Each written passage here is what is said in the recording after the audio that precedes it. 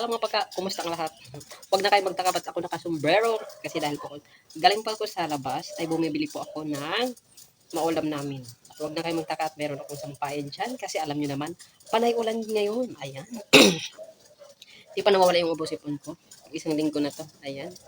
Kung kailan ako nagpa-check up, nag-take ng medicine, yun tuloy lumalabas yung mga sakit ko.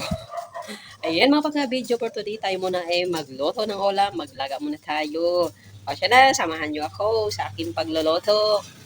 Ayan po, ayan yung mga panakot ko. Ayan, mayroon naman tayo dito na sweet corn at meron akong pichay na bagyong pichay.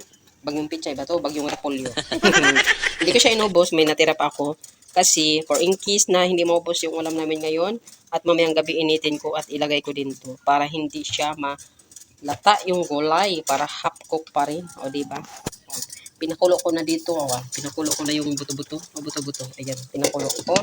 At pinalambot ko ng maayos at ilagay ko na din yung mga panakot ngayon kasi malambot na yung gulay ko mga pangga. Ay, anong gulay? Malambot na. Nagbukas ba yung kamay?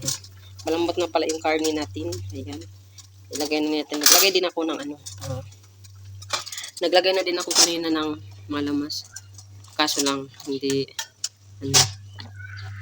ko dinamihan kasi maglagay din kasi ako ng lamas pag malata na yung karne. Ayan, laki ng buto-buto. Laki ng lambot na. Sarap nito, ang lambot. O, diba? Pakuluan muna natin yung mga lamas natin dyan at maya ilagay na natin yung gulay natin ng pangga. O, kumulo na. Ilagay na natin yung baka. Sweet corn muna ilagay natin kay mabas na putaan eh. Una na itong repolyo bago yung mais. Nakod. Aray. Ahak na dyan. Arak. Uy, kainit ba ito? Lagi ahak. Pakuluan muna natin sa pilit. Ayan. Tapos pagpakulo, ilagay na natin yung gulay natin. After 1 year, ilagay natin. Oy. 1 year talaga MG. Oh, shit. Hap man lang na ito eh. Diba? Masarap yung sa mga pangga pag maraming gulay.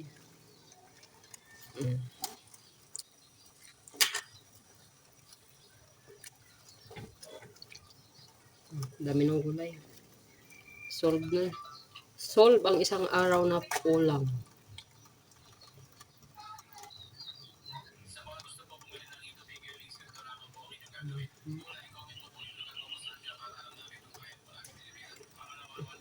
Yummy. Ang yummy nito. Lalo na ngayon na maulam-ulam. Tapos ito siya. Maya na natin ilagay. Takpan na lang muna natin. Yan. Ilagay na natin yung natin. Tungtong sahur. Yan na. Luto na yung ulam natin. Nilagang buto-buto. Ayan. Wala lang tayo. Banana saging. Yan na. Pwede na. Oh, diba? Tikman natin.